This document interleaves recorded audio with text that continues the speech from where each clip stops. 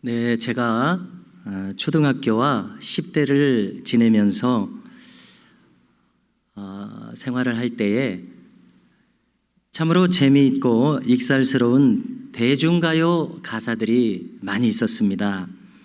그 중에서 떠올리게 되는 것 한 가지는 지금은 신앙인으로 또 장로님으로서 알려져 있는 가수 남진 씨가 부른 노래가 있습니다.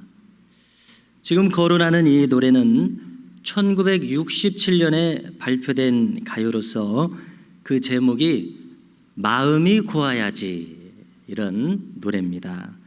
잠시 가사를 함께 떠올려 보면요, 새까만 눈동자의 아가씨, 겉으론 거만한 것 같아도 마음이 비단같이 고와서 정말로 나는 반했네. 마음이 고와야지 여자지, 얼굴만 예쁘다고 여자냐. 이 가락이 떠오르더라고요. 이 얼굴보다도 마음씨가 고와서 반했다는 이 가사가 참 재미있습니다.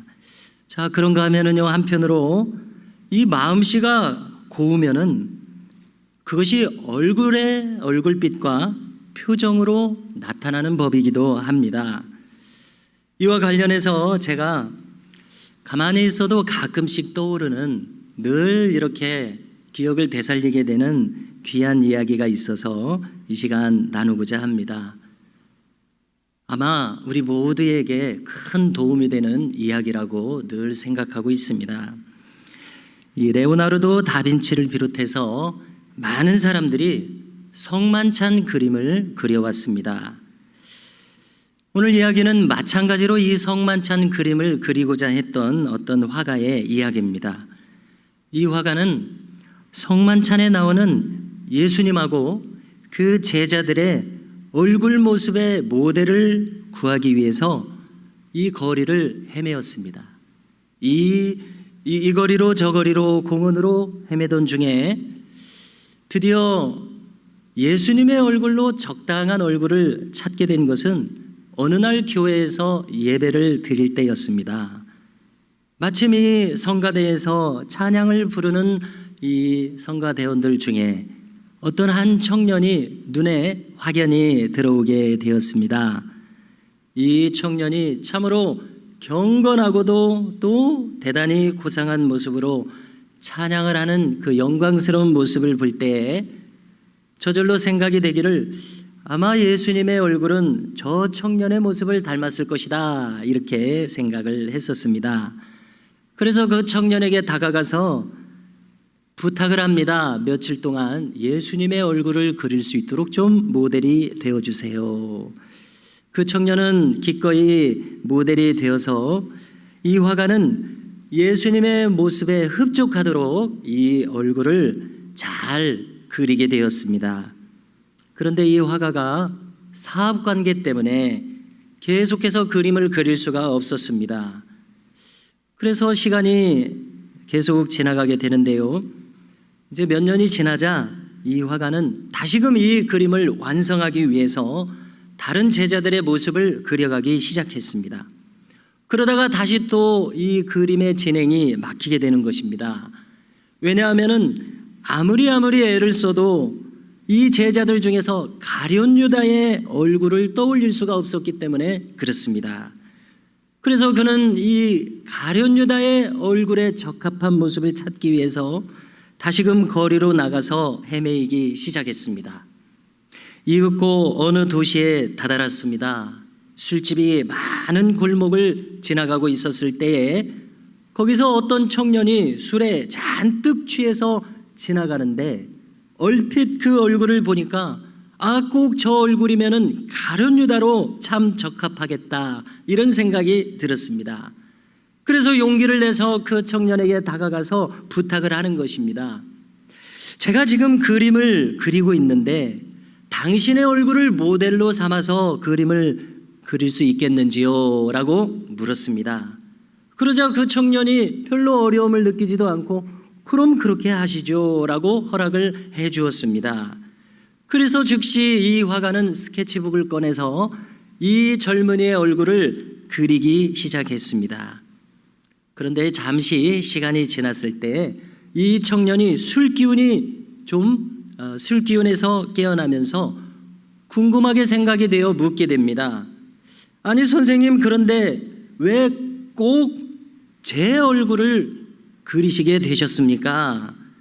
그러자 이 화가는 사실대로 대답할 수밖에 없었습니다.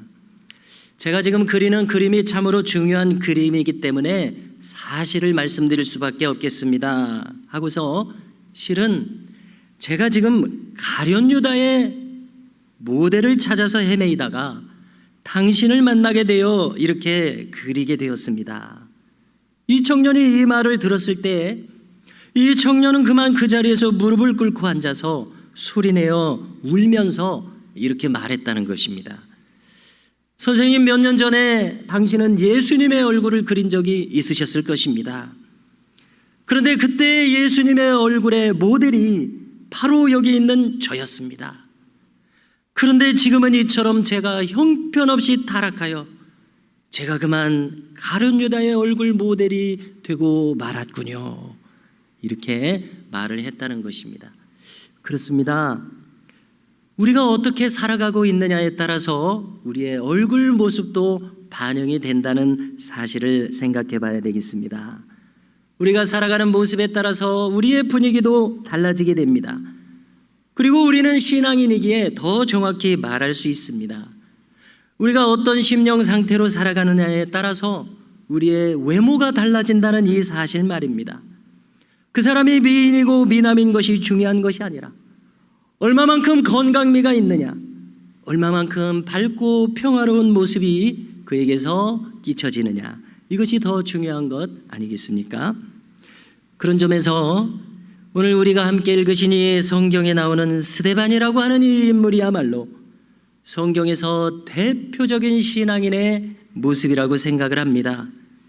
그리스도인의 얼굴이 어떠해야 하는가에 대해서 이 스데반이 잘 보여주고 있다고 생각을 합니다. 그는 오늘 55절을 보니까 성령이 충만하다고 기록하고 있습니다. 그래서 하늘을 우러러 주목하고 있는 모습으로 등장하고 있습니다. 그야말로 그의 모습은 성령 충만한 모습입니다. 그런데 우리가 오늘은 읽지 않은 본문 중에서 저 앞으로 6장 마지막으로 가게 되면은 이 똑같은 모습을 무엇이라고 표현하냐면요, 천사의 얼굴과 같더라 이렇게 표현합니다.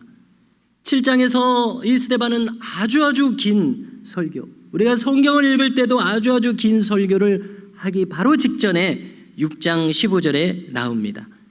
그 내용을 들려드리면요, 공회 중에 앉은 사람들이 다 스데반을 주목하여 보니 그 얼굴이 천사의 얼굴과 같더라 이렇게 기록합니다.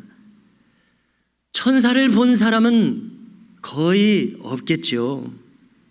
아마 특별한 경우가 있다고 한다면 우리는 신앙을 가지고 있으니까 이제 인간의 수완을 다하고 나서 운명하기 전에 어떤 경건한 성도들은 이 영적인 눈이 열려서 하늘문이 열리게 되고 천상의 장면을 보기도 한다는 것을 우리가 여러 간증들을 통해서 간접적으로 듣게 됩니다. 아마 그런 특별한 경우를 제외하고는 일상적으로 살아갈 때 천사를 본 사람은 아마 거의 없을 것이라고 생각을 합니다. 이 스데반의 얼굴이 천사의 얼굴과 같다면 아마 천사는 저렇게 생겼을 것이다 라는 그런 분위기에 의해서 이렇게 짐작을 했을 것이라고 생각해 봅니다. 이 장면을 생각해 볼 때 지금 이 자리는 공회 석상입니다. 스데반의 얼굴을 한번 상상해 보십시오. 그는 대단히 차분하고 평화로웠었을 것 같습니다. 그 어떤 불안감이나 누구에게 쫓기는 것 같은 그러한 모습이 없이 무엇인가 당당하면서도 그의 깊은 곳 저변에서부터 충만한 상태로 있는 그 잔잔한 기쁨이 그의 얼굴에 가득했을 것이다 이렇게 생각해 봅니다. 지금 그의 얼굴이 이렇게 천사의 얼굴과 같았다는 이 특별한 기록은 이 자리가 지금 공회석상이었다는 데 있어서 그 중요성이 깊어집니다. 이 공회는 사내들인 공회입니다. 이 자리가 어떤 자리입니까? 성경을 아는 우리는 이 자리는 바로 얼마 전에 예수님의 사형을 결정했던 살벌한 사내들인 공회였음을 잘 알고 있습니다. 그리고 지금 이 스데반도 예수님처럼 막다른 처지에 몰려있는 상황입니다. 왜 이렇게 되었는가? 그 전의 상황을 보면요, 그는 지혜롭고 성령이 충만하였고 민간에 많은 기적까지 행했다고 합니다. 전 세계 각곳에 흩어져 있는 회당의 관계자들이 이 예루살렘의 명절에 와서 스데반하고 토론을 벌이게 되었는데, 성경에 해박하고 성령 충만한 이 스데반의 언변을 당할 길이 없었다는 것입니다. 그래서 이들은 마음에 분을 품게 되어서 여기 이 공회 사람들하고 비슷한 행각을 벌입니다. 스데반을 모함하기 시작합니다. 저가 모세와 하나님을 대해서 신성모독에 불온한 발언을 했다고 몰아붙이게 되었던 것입니다. 공회에 고발했기에 이렇게 붙들려 와서 자신이 이제 변명하기 위해서 하나님의 말씀을 쭉 전하는 그런 시간이었습니다. 여기 이 공회 자리 얼마나 격앙된 자리이겠습니까? 살기가 등등합니다. 인간의 첨예한 공격성이 그 이빨을 드러낸 이 자리. 그런데 어찌된 일인지 스데반은 전혀 여기서 심적인 타격을 받지 않고 있습니다. 놀랍게도 그는 천사의 얼굴을 나타내고 있었던 것입니다. 성도 여러분, 생각해 볼 때 바로 이 점입니다. 우리 신자의 얼굴들이 바로 이와 같은 모습이 되기를 우리는 사모하고 추구해야 될 줄로 믿습니다. 그러나 우리가 바라는 대로 그렇게 되기 위해서는 우리는 스데반과 같은 길을 걸어야 될 것입니다. 바로 오늘 성령으로 충만하였다고 하는 그의 내면이 성령으로 가득한 이 모습, 우리가 추구해야 될 믿는 자의 모습은 바로 이와 같아야 되겠습니다. 보다 정확하게 표현한다면 우리의 마음이 예수님으로 가득해야겠습니다. 그래서 하나님의 말씀으로 충만하고 저 천국의 법도가 있습니다. 성경에 나타나 있죠. 그리고 저 천국의 분위기, 그 감정으로 우리도 충만해야 됩니다. 저는 즐겨 우리 교우들 앞에서 이렇게 늘 표현하고 있죠. 우리가 그리스도의 성품으로 충만해야 되겠습니다. 그렇습니다. 오직 이와 같은 길을 걸어갈 때에만 우리의 얼굴도 부족하지만 천사의 얼굴과 조금이라도 비스무리해질 것이라고 생각을 합니다. 자, 우리가 예수님으로 충만해야 한다, 이것은 오늘 성경을 읽으면서도 증명이 되고 있습니다. 지금 스데반을 오늘 본문에서 보니까 그는 어찌된 일인지 무엇인가 하늘이 열려 있습니다. 하나님의 영광을 그는 보고 있습니다. 놀랍게도 그는 예수님이 하나님 우편에 서신 것까지 보고 있습니다. 그리고 이 공회의 사람들에게 이야기하는 겁니다. 보라, 하늘이 열리고 인자가 하나님 우편에 서신 것을 보노라. 어떻습니까? 본문에서 기록하지는 않고 있지만은 여전히 스데반의 얼굴은 천사의 얼굴과 같이 영광 가운데 있었을 것은 자명합니다.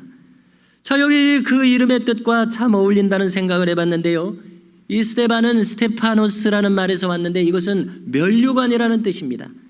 특별히 이 면류관은 왕관하고도 다른 것이, 이 왕관은 코로나라고 하는데요, 이것은 그냥 왕에게 씌워주는 것이라면 면류관은 마라톤에서 우승했을 때 그 월계수관을 씌워주는 것 같은 이 각고의 노력 끝에 우승한 사람, 승자에게 주는 관이 이 면류관이었던 것입니다.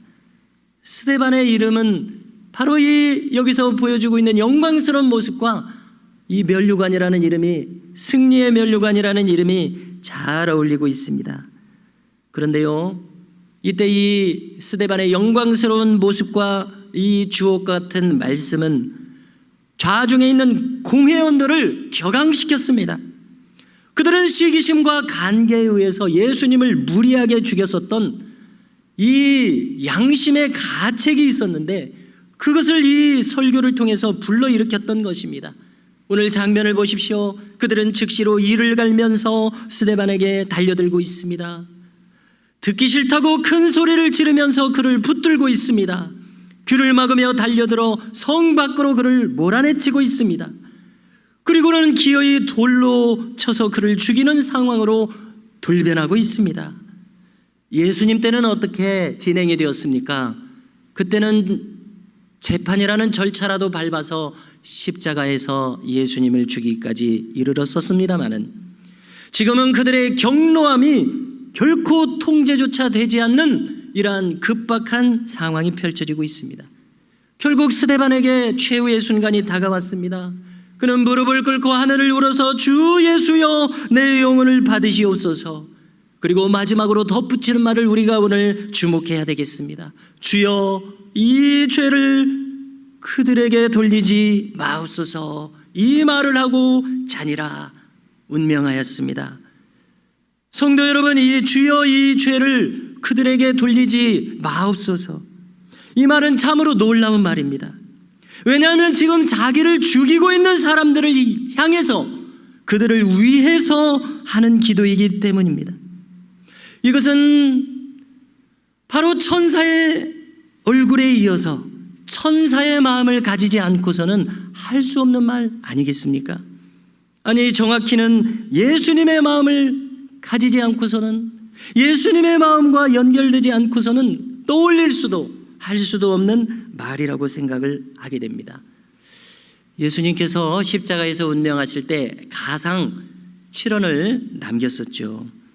그 중에 참 중요한 말씀, 우리가 맨 처음 살펴보게 되는 말씀은 누가복음 마지막 부분에 있습니다.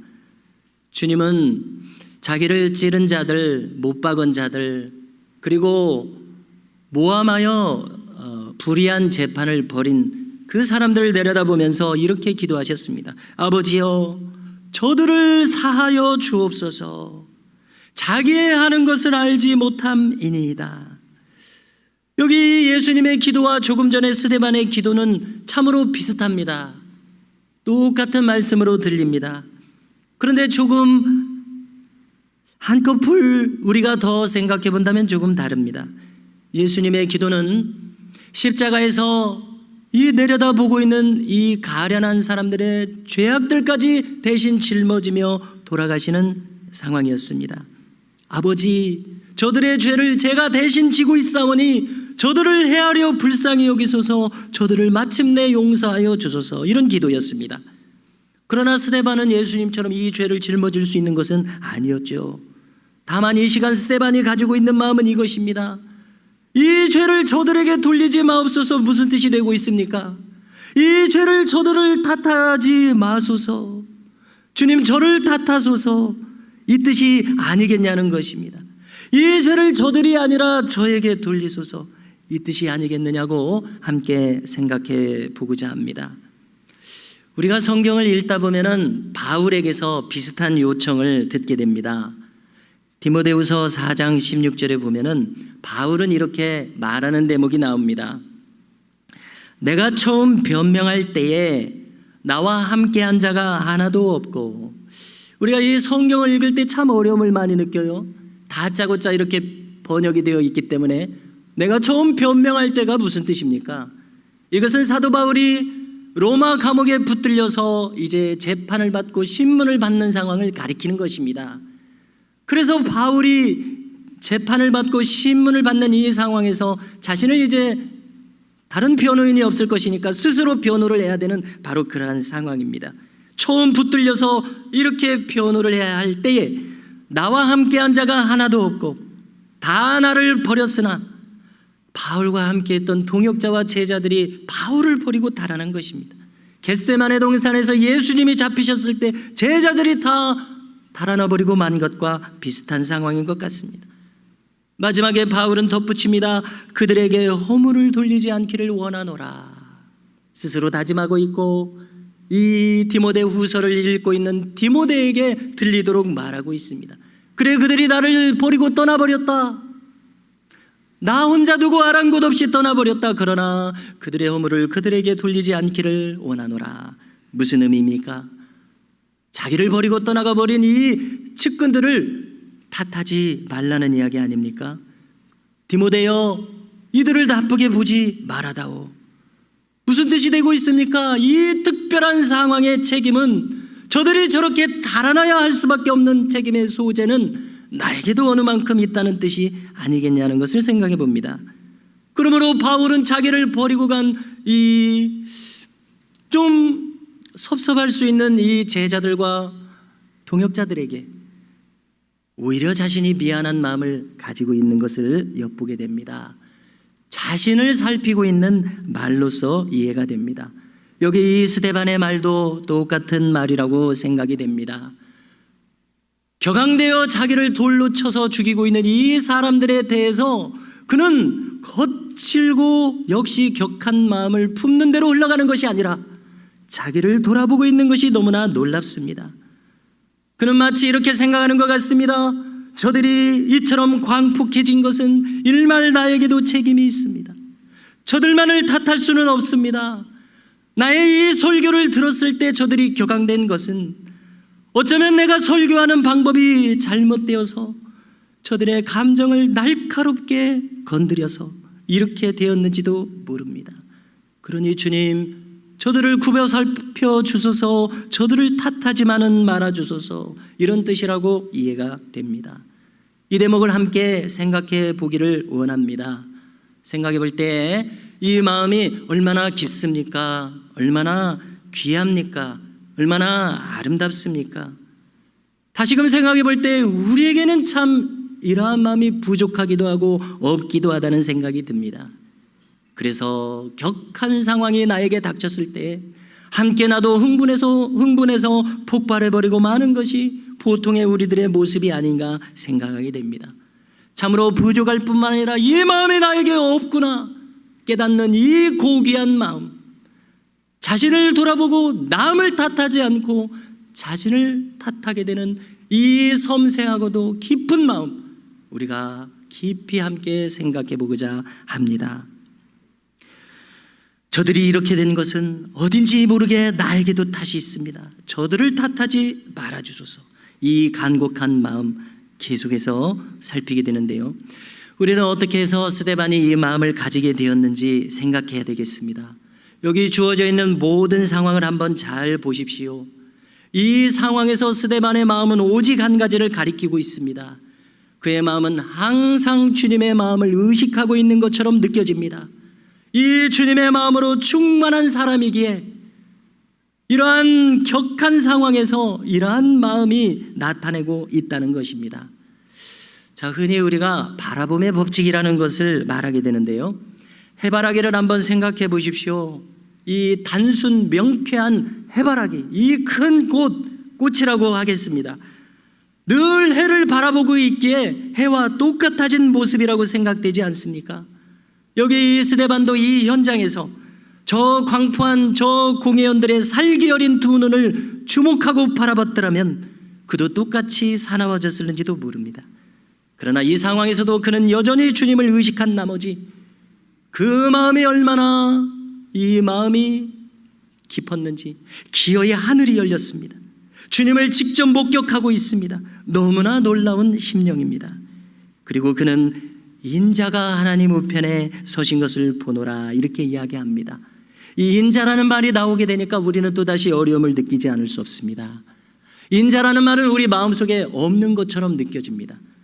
그런데 우리 평범한 사람들의 마음속에 없는 이 인자라는 말을 스데반은 지금 하고 있습니다. 그의 마음속에는 이 인자라는 말이 있습니다. 이 인자라는 말은 어떻게 이렇게 뚜렷해졌습니까? 하나님 보좌 우편에 서신 영광스러운 예수님을 보게 되므로 그의 심령에 이 인자라는 말이 생생하게 살아나게 된 것을 우리가 엿보게 됩니다. 우리가 성경에서 이 인자라는 말은 오직 예수님이 주로 사용하시고 있는 말씀입니다. 이 인자라는 말은 쉽게 말해서 구원자라는 말이요, 죄악에서 건져내 주시는 메시아라는 말이요, 십자가를 지사 구속주로 오신 분이라는 스스로를 가리키시는 말입니다. 12 제자도 아무도 이 인자라는 말을 한 번도 말씀드리지 못했었습니다. 그러니 당연히 우리도 이 개념이 없을 수밖에 없겠죠. 그러나 스데반은 인자이신 예수님, 종말론적으로 알파와 오메가, 처음과 나중이 되시고 모든 것이 되시는 그 예수님이 그의 심령에 있었던 것을 우리가 함께 주목하고자 합니다. 이렇게 주님을 온전히 의식하던 이 스데반은 이 장면의 끝까지 천사와 같은 얼굴을 하고 있습니다. 더 나아가서 천사와 같은 마음을 하고 있습니다. 더 정확히 말해서 그리스도의 마음을 나타내고 있습니다. 그 주님의 마음과 연결이 되어 있습니다. 그러므로 성도 여러분, 우리는 우리의 인생에서 많은 문제들이 있습니다. 이 많은 문제들을 해결해 줄 수 있는 귀중한 열쇠를 여기서 발견하게 된다고 믿습니다. 그것은 단순합니다. 분명합니다. 우리의 심령이 참 우리는 부족하지만 조금 더 많이 그리스도로 충만하여지는 오직 이 길이 우리의 삶의 수많은 문제들의 열쇠가 되리라고 믿게 됩니다. 그런데 성도 여러분들에게 청하고자 합니다. 우리의 마음이 그리스도의 마음과 연결되어 있고 주님의 마음으로 충만해야 된다는 이것이 결코 추상적인데 머물러서는 안 되겠다는 것입니다. 추상적이라고 하는 것은 무엇입니까? 손에 잡히지 않는다는 것이죠. 그러나 여기 스데반에게 있어서는 추상적이지 않았습니까? 않았습니다. 그에게 있어서 그리스도의 마음은 사실이었습니다. 우리도 이 길을 추구하면 얼마나 좋겠느냐는 것입니다. 자동차 보험에서도요, 이 과실에 있어서 100대 0은 없는 것으로 알고 있습니다. 흔치 않는 것으로 알고 있습니다. 나에게 아무런 잘못이 없더라도 적어도 90대 10 혹은 80대 20 이렇게 책임을 산정하는 것을 우리가 직간접적으로 경험하게 됩니다. 이것은 어딘지 모르게 나의 존재 자체가 타인에게 어떻게 보면 위험 요소, 어떻게 보면 해를 끼치는 요소가 아닌지, 그런 뜻이 있지 않은지 생각해 보게 됩니다. 여기 이 공회 회원들을 보십시오. 지금 그들은 광포하고 격분되어 있습니다. 누가 봐도 악한 모습을 가진 사람들은 그 사람들입니다. 그들은 이미 간계와 술수를 부리면서 간악하게 행하여 예수님을 이 불의한 재판을 통해서 십자가에 돌아가시게 만들었습니다. 그들은 말씀을 다루고 있음에도 불구하고 말씀과는 거리가 먼 자들이었습니다. 분별 없는 짐승처럼 행하는 자들이 바로 이들이었습니다. 그런데 우리가 주목할 것은 이것입니다. 이러한 때조차도 스데반은 자신을 돌아보고 있습니다. 자신의 허물을 살피고 있습니다. 우리가 볼 때 과실이 전혀 없는 것처럼 보이는 스데반이지만 그는 더 깊은 곳에서 생각하고 있었습니다. 저들을 자극한 것은 어딘지 모르게 내가 저들 편에서 저들을 불편하게 만들었기 때문이 아닌가. 스데반은 10분 저들의 편에서 생각하고 있습니다. 그리고 이처럼 그 자신 이렇게 고귀한 마음으로 행하고 있으면서도 자신에게서 책임을 찾고 있었습니다. 오늘 이 스데반의 모습과 이 마음을 우리가 함께 신앙생활하면서 두고두고 묵상할 수 있기를 바랍니다. 스데반의 이 마음입니다. 주여 이 죄를 그들에게 돌리지 마옵소서.